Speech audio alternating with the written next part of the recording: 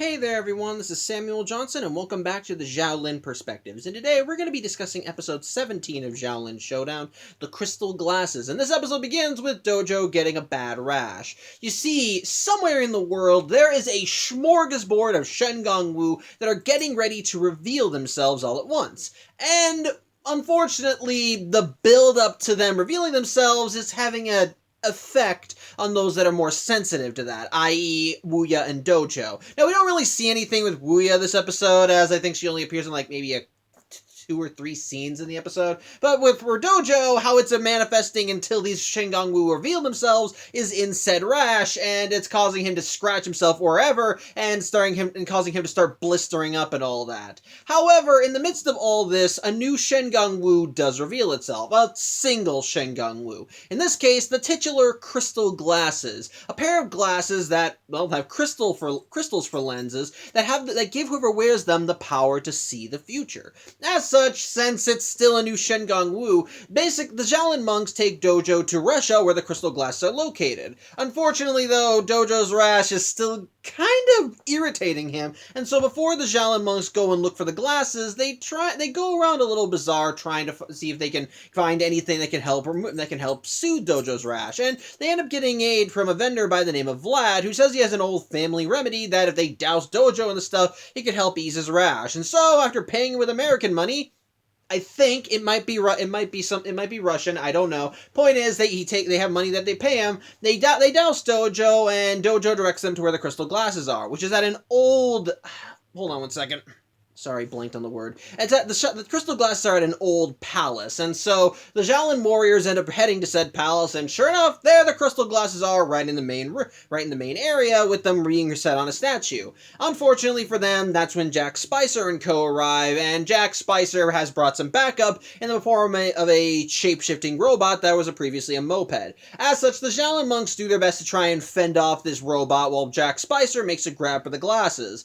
And unfortunately, they're not so successful, as Jack gets the glasses and manages to fly off through the roof of said palace. Unfortunately, though, arrogance kind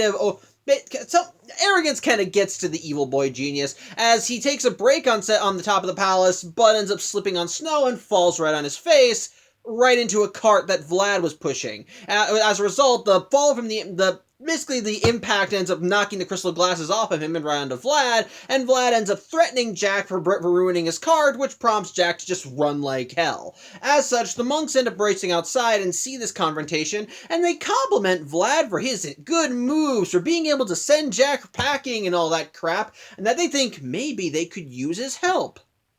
I find that a little stupid, but hey, I'm not a Xiaolin dragon in training. But Vlad accepts their offer, and he ends up going back with them to China, where he's officially recruited as a member of the Xiaolin Temple, even getting his own spiffy toga and everything. While Homie's a little hesitant to let him be on because he's already got 3 other chosen ones on standby. He doesn't really need further competition. Vlad is more than happy to show his worth as they end up giving him all the chores they don't want to do, and he starts doing them rather well. Cleaning, replacing light bulbs, just doing them all well, and everyone just thinks he's so gosh darn wonderful that maybe they're happy to have him around, and yeah, Vlad's a plant. Yeah, it seems weird that I'm saying that right off the bat, but the episode doesn't waste any time in telling you that. As the instant the other Xiaolin monks are out of earshot, he ends up pulling up a communicator directly to Jack Spicer and says that he's successfully infiltrated the temple. I'll get to my thoughts on this later. Point is, he's working for the bad guys. However, on other news, the Xiaolin monks are trying to figure out who gets the chance to use his crystal glasses. Hold on a sec. Sorry about that. But yeah, the Xiaolin monks are arguing over who gets to use the crystal glasses, and Master Feng decides to end the debate by taking the crystal glasses himself and wearing them telling the other Xiaolin monks that whoever can tag him will get the glasses. Unfortunately, though, because of the glasses' powers, he's able to anticipate their every move, so none of them win, with Raimundo being the last man standing and deciding, you know what, it's just not worth it and not even attempting it. On top of that, Master Feng says that only a dragon warrior who is wise and smart should probably be able to use these things. As such, he puts them away, and while at one point the crystal glasses are taken out by Raimundo to, play around with and screw with Omi, eventually they are put back by said bald monk, who at first is just ready to bring him back, but he even gets tempted to use them. And he's even further tempted as Vlad walks in and says that Omi's already such a wise and smart monk that he could probably have a great future ahead of them. And that, oh, if only they could see that future now. But Omi says they can see that future now. And so he dons the crystal glasses and activates them, hoping to see his great, majestic future. Only the future that he sees ain't exactly pretty, as he sees the Xiaolin temple in ruins and his friends in chains. And he begins wondering who the hell is responsible for this. Who put his friends through this? And sure enough, the culprit seems to ride up on horseback, and it's an older Omi, much to the present-day one's shock and horror. As such, he ends up later telling the other monks about this, and they don't buy it, not 1 second. Omi is not the kind of person that would turn traitor, even Raimundo vouches for that. But Omi is so afraid about this could be a potential future that he decides that he needs to leave the Xiaolin temple, basically stop being trained as a Xiaolin dragon and just live in exile. Which Vlad further tells Omi that he can take a long walk, and that's the only way he can restore honor and all that crap. And so Omi leaves a note and just abandons the temple, with Raimundo finding the note in Omi's bunk and letting the other Xiaolin monks know that they need to go get him. Unfortunately, none of them know where Omi could be, but again, that's where the crystal glasses come in, as Raimundo thinks that maybe they could use them to figure out where Omi is going, and Master Feng says that it's a good idea because, hey, that's actually something pretty smart. It actually, as such, using the crystal glasses, they're able to figure out where Omi is. But, unfortunately, while they're off getting the bald-headed monk, Dojo decides that he wants to try bugging Vlad, mostly because his rash is acting up again, and he thinks he could use some more of that old family tonic recipe. As such, he begins digging through Vlad's stuff, and he ends up finding the reversing mirror, which is one of the Shengong Wu that Jack Spicer stole from the Xiaolin monks an episode prior. And the fact that Vlad has that immediately alerts Dojo to the fact that Vlad is working for the bad guys, something that Dojo isn't able to tell the other Xiaolin monks because Vlad sneaks up on him and knocks him out before putting him in a chest of old wood that they use for fire. As such, with the Xiaolin monks off to save Omi, Vlad ends up leaving the temple and manages to get to Jack's place rather quickly and lets them know that their plan worked out perfectly. They managed to distract the Xiaolin warriors while they went off to get Omi, and well, coincidence of coincidences, this is when the smorgasbord of Shengong Wu finally reveals itself. So as such, while the Xiaolin monks are occupied, the Jack, Spicer, Wuya, and Vlad will be able to go and get that smorgasbord all for themselves. However, much to the bad guys' eventual chagrin, the Xiaolin monks do manage to find Omi and bring him back to the temple, though he's sadly an icicle. And while he tries telling them that they should have just left him because he's evil and that he'll eventually betray them, well, they don't really listen to him, and ultimately, all of that really just falls on even further deaf ears, as when they try getting out wood for a fire, they find Dojo, who lets them know that not only is Vlad one of the bad guys, but the smorgasbord of Shengong Wu has revealed themselves. As such, he grows giant size, and they all get on Dojo's back and fly to where this whole crap ton of Shengong Wu is, which is at an old, I'm guessing, Mayan temple, but don't quote me on that. But point is, they go there, and I have no opinions on most of the Shengong Wu here, mostly because most of them are not going to be featured at any other point in the series, and the ones that will be featured later on in the series are going to be completely ignored. By which I mean, in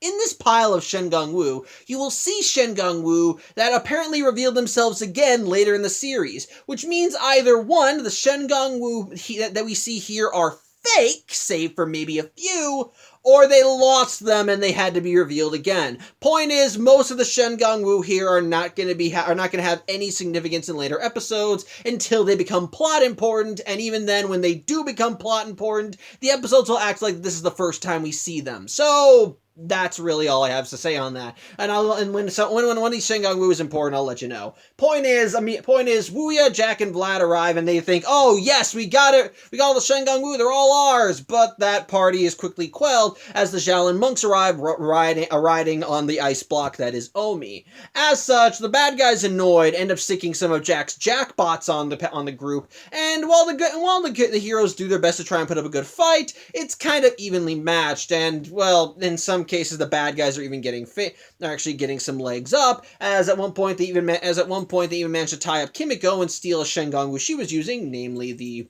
2-ton tunic, and on top of that, they even managed to steal a couple more Shengongu, in this case, the Fist of Tebigong and the Tangle Webcomb. However, in the midst of all this, Omi is still moping, and eventually, throughout all the chaos and the struggle, a stalactite, again, I don't remember the exact terms, ends up falling from the ceiling, and it begins causing water to start flooding into the chamber. And on top of that, the crystal glasses, which were previously held by Raimundo, end up getting knocked off him and land on Omi, who's still just moping. As such, Jack has managed to grab most of the Shengon Wu, and all that's left to grab is a silver helmet called the Wushu helmet. And Vlad is about to grab it, but he decides that this is the time to gloat, as he talks about how easy it was to fool the monks, how it was obvious that they could have done this, and it turns out that, that whole crystal glasses vision that Omi had about seeing himself in the future as an evil warlord.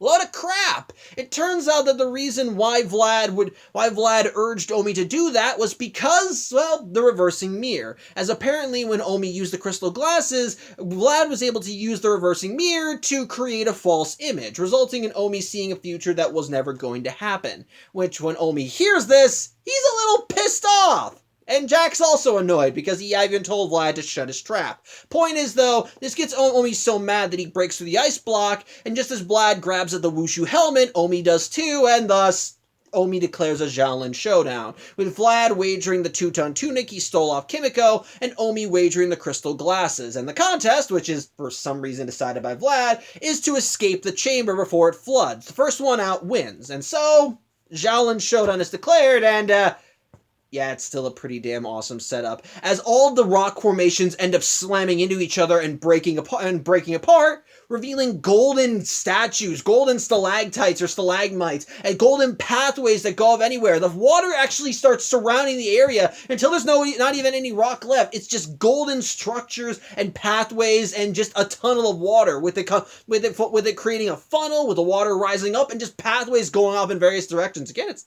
really damn cool, okay? As such, with the yell of Gong Yi Tung Pai, Omi and Vlad just run throughout the chamber, trying to find any way out, with both of them using their respective Shengon Wu to try and turn the tide. As Vlad used the 2-ton tunic to block himself to stop himself from getting crushed by any of the golden stalactites, while Omi used the crystal glasses to predict where they'll fall to get around them. Unfortunately for the pair of them, every path that they go down seems to lead to a dead end, until eventually they both end up back in the main chamber, which is very quickly filling up with water. As such, at first Vlad thinks that they're screwed, because there's probably no way out, but the thing is, Omi's the Xiaolin Dragon of Water, and once the water rises up, he just immediately causes it to go back down, which at first Vlad thinks it means that Omi is just an idiot, because, well, he's giving Vlad an advantage here, but Omi decides to further press his advantage because, well, again, he's the Xiaolin Dragon of Water, and he's in a chamber that is slowly filling up with water. At which point, so, yeah, essentially he won without even having to do anything, as he summons as much water to himself as he can, and he used it to literally rocket around the arena, grabbing the bag of Shengon Wu that Jack had, grabbing his friends before everything gets filled up, and he managing to fly right out of the temple and grab the Wushu helmet, thus winning the showdown. As such, Dojo arrives and manages to grab the other monks before they land on the ground, and the episode ends as the bad guys are ejected from the temple, getting what few spoils they still have, while Wuya ends up chewing out Jack, even though none of this was his fault. So yeah, that was the crystal glasses. I don't care that much for this episode, admittedly. I'm not going to call it an awful episode, but this is another one of those episodes that relies on way too many coincidences in order for its plot to work. Case in point, let's talk Vlad. I'm not going to claim that Vlad is a awful villain of the week, because it's not a bad idea, but he's, as a concept, and as a concept for his character, he's not a bad character. Basically, the whole idea is that he's a character who is tasked with earning the Xiaolin monks' trust and infiltrating the temple. And on top of that, the whole plan revolved around Jack Spicer and Vlad allowing the Xiaolin monks to get the crystal glasses, and then using said glasses to trick one of their own into seeing something they shouldn't, and while the other monks are too distracted with trying to help that other monk, the bad guys will go off and get this whole smorgasbord of Shengang Wu that they know is going to appear soon. That, in and of itself, is not bad. I think that on paper sounds like a pretty solid plan. The problem is, like I said, it relies on way too many coincidences in order to actually work. Case in point, let's talk about Vlad. Case in point, Vlad getting into the Xiaolin temple at all. I can buy that the Xiaolin monks just coincidentally ran into him in the market, because, you know what, he's clearly a vendor there. So maybe he just set himself up there and tried to put himself into a position where he would eventually run into the Xiaolin monks. So you know what? That's fine. And I can buy that he planned things out with Jack so that he knew that when the Xiaolin monks would be there and when Jack would arrive, as he made sure to be outside of the palace when Jack flew out of there, so that Jack would fall on him and then quote unquote lose the crystal glasses. That in itself is smart. But the whole being invited back to the Xiaolin temple thing, I don't really see how that could have happened. Because the thing is, while the Xiaolin monks say that Vlad's got some good moves, and he helped them out a lot, he didn't really have to do much to earn their trust. At best, he sold them his family recipe for an itch for something that help with Dojo's itching, and then after that, he scared Jack Spicer off and managed to get the Shengang Wu away from him. Which, yeah, both of those things are good, but they don't really warrant, hey, why don't you abandon your entire life here in Russia and come back with us to our temple in China? I don't really understand how either of those things could actually lead him to joining up with the temple. And before you bring up that this isn't the first time that they've offered an outsider a chance to be a Xiaolin monk, well, the last time that happened, there was a lot more credence. Case in point, Germain. Germain actually did some stuff to warrant earning the trust of the Xiaolin monks. He befriended Omi when he was lost in New York, helped him deal with some bullies who were harassing him, helped him blend in, humored Omi when he told him about his search for the serpent's tail, eventually helped out Omi when he realized the story was true as he tried to help him get said Shengang Wu, and even helped Omi in the eventual showdown, and even adapting to the showdown despite the fact that he was completely weirded out by it. Germain definitely showed more to him than Vlad did. All Vlad did was just be in the right place at the right time, and the Xiaolin monks think that he's just A-okay to join their cause, which, yeah, I don't really see how that could have actually helped. Which I understand, story for us, again, children's cartoon, they gotta kind of condense things as much as they can. But again, it kind of feels dumb that that one of the crucial points of your plan relies on the Xiaolin monks being kind of too trusting. All I'm saying. But then that also leads to another crux of the story that I think failed. Well, Vlad being revealed. I'm just going to say this right now. I think it would have been better that if they had decided to bring Vlad into the temple, they shouldn't have revealed that he was working for the bad guys right off the bat. I think it would have been better if they had taken their time and actually did reveal that something was up. Maybe they show him doing the chores. They see him doing the chores, and the other Xiaolin monks are there, and the other Xiaolin monks are happy with him. Then you maybe cut back to his bunk and you see something shimmering in there, and you begin wondering what the heck's going on there. But then later on, you start seeing that there's even more strange things going on. Well, then later on, he tells Omi to look into the glasses, and he sees his horrendous future. Then you start of course, you start suspecting Vlad and thinking that something's up. Then, of course, then you see him lie about telling Omi to take his long walk. You realize, okay, something's up with this guy. Then you see him with the reversing mirror and realize, oh, he's working with Jack. Okay. I think that would have been a lot better. So but by kind of blowing that load so early in the episode, it kind of takes away the dramatic tension that you could have had throughout the rest of the episode. Though you could easily argue that maybe the dramatic tension was kept with Omi with the crystal glasses vision, which, that's another flaw I'm going to give to the episode. Omi should not have had that vision. Because I know that Vlad because the thing is, like I said, the reason why Omi saw such a horrible future was because Vlad used the reversing mirror on Omi while he was using their crystal glasses. But the thing is, the reversing mirror doesn't alter what a Shengang. Let me put it this way: The reversing mirror's power, as stated, is to reverse the effects of any Shengong Wu it's used in conjunction with. For the two-ton tunic, it becomes light as a feather. For the serpent's tail, it can make something ghostly solid. For the fist of Tabigong, it can actually reverse a punch right back at whoever's using it, which happened in this episode as early on Omi tried to use the fist of Tabigong to punch Jack, and Jack just pulled a reversing mirror, and that wound up giving Omi a black eye.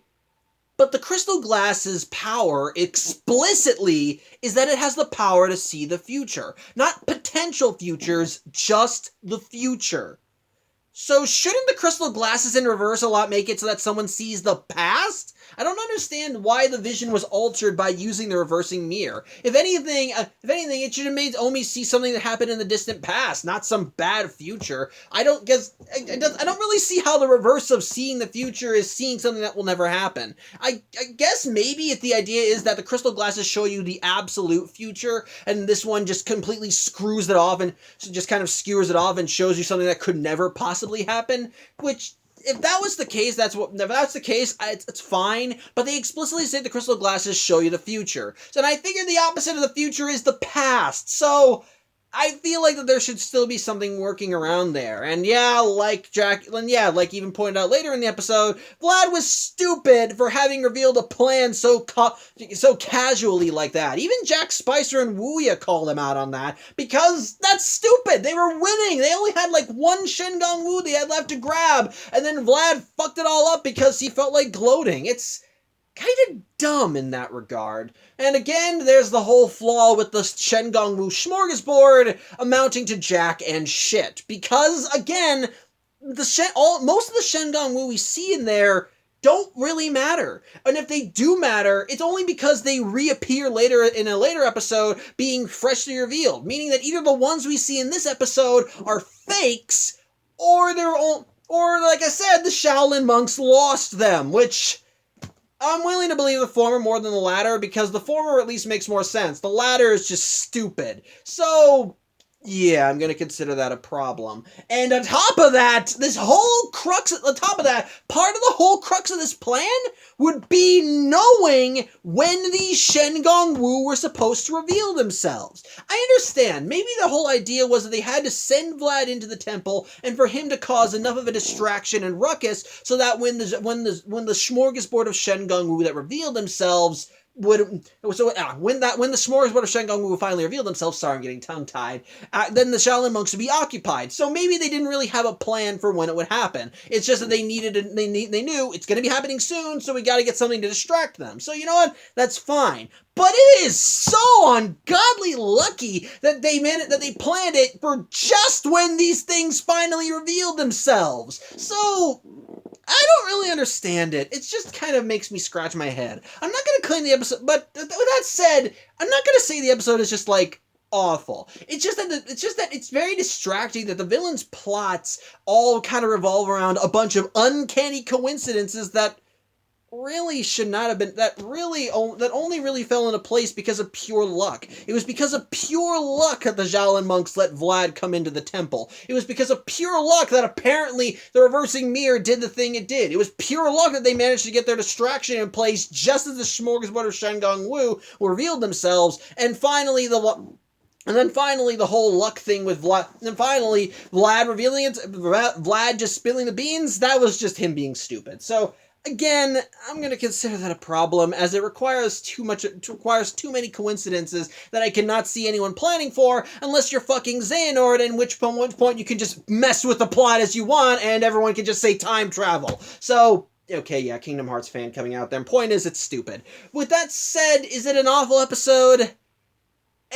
No, I wouldn't say, not really. There are worse, and I feel like the last episode that really kind of dealt into mediocre territory with Chameleon is worse because the plot ineptitudes there required all the characters to just be plain stupid in order for it to work. And aside from maybe allowing Vlad to come back to the temple right off the bat, I wouldn't call anyone in this episode stupid. Everyone did seem to be competent enough. The only misstep again is probably with Vlad, but in public he seemed to put up at least enough of a good enough performance that he could actually fool them. In terms of fighting, he was actually pretty darn skilled. He actually had a nice rapport with the other Xiaolin monks, so I can actually buy that if they did decide to trust him, he could actually blend in enough. And I think and honestly, if you can kind of ignore all the coincidences that were put in place in order to make this plan work, Vlad's an alright villain of the week. Again, just alright. He's clearly nothing more than a mook at the end of the day. He's just there to be Jack's current henchman, help him out during this crisis, help him out during this thing, and then fuck off to parts unknown for a later episode. So, in that regard, he's not awful. It's just that what holds the episode back is way too many coincidences, and like I said, the whole crux of the episode, finding that smorgasbord, is really just pointless, aside from like one Shen Wu. So that's kind of what holds the episode back for me. Again, it's not awful in that regard, but it does get distracting when you stop and think about it, because it is really damn confusing. And that's, I think, what holds the episode back. Just all that confusion. Again, there are things about the episode that I think work, and that's what still makes me, and that still keeps me from just hating the episode and completely writing it off. It's still not an episode I enjoy a lot, but it is all right in certain areas. The crystal glasses in that regard, let's get that, talking about the crystal glasses, I think they're pretty cool Shen Wu. Like I said last week, they're another pair of OP Shen Wu, which we won't be seeing again, but at least the excuse they use for why we don't see him again is because, well, they're only for someone that's wise, and they're only for someone that's wise and concentrated and smart with them. Which, the thing is, we have seen other Shen Wu like that, like with the Ring of the Nine Dragons. As we saw, that Shen Wu, when not used properly, could bite the hand that feeds, so to speak. And the crystal glasses, well, like I said, they have the power to allow whoever wields them to see into the future. So that's a power that you might want to be careful with, because sometimes you may see something you don't want to see, and the thing is, kind of to borrow a phrase from Kung Fu Panda, and I'm probably going to butcher the saying, one usually ends up on the path that they are destined for just by trying to get off of it. And yeah, I did butcher it. Point is, sometimes that you end up going to your exact destination just by trying to get away from it. So maybe it is a good idea to limit using these Shen Wu. So in that regard, it is smart. But as for the other Shen Wu that reveal themselves again, Smorgasbord is pretty much pointless until the individual Wu reveal themselves in later episodes, and the only one of note that I can even think of is the Wushu helmet that Omi and Vlad wound up using as their baseline for the Xiaolin showdown, which, that's kind of a lame Shen Wu, if I'm being honest. It's literally just a helmet. I'm not even kidding. Its whole power? It gives whoever wields it better protection. I feel like the two-ton tunic did that better and then some. As such, kind of a lame one. But that said, it's not, like I said, the episode's not awful. Like I said, Vlad is an alright villain of the week, competent enough, kind of fun to watch, especially with his rapport with the other Xiaolin monks and when he fights. I think the crystal glasses themselves are pretty cool Shen Wu, and I guess if I have to get into character plots, it's alright to see Omi be reaffirmed in his story, and yeah, the Xiaolin Showdown I actually do think is a really creative one. Love the design, love how it plays out. It's actually pretty damn cool, so in terms of climax, it's good on the episode. But for me, what holds the episode back is just the overarching plot, the lack of tension with Vlad, and ultimately just too many coincidences that don't really make sense when you stop and think about it. So, while not the worst episode I've ever seen, it's still enjoyable in its own regard. At the end of the day, it's still a flawed episode. It's still a very heavily flawed episode that I don't think I'd ever not the worst I've ever seen of the show. It's definitely not one of its best either. So, yeah, I think that's really all I have to say. I thank you for watching. I'm Samuel Johnson, and tune in next week as we actually look at a honestly much more competent villain than Vlad was. So till then, I hope you have a good day and take care.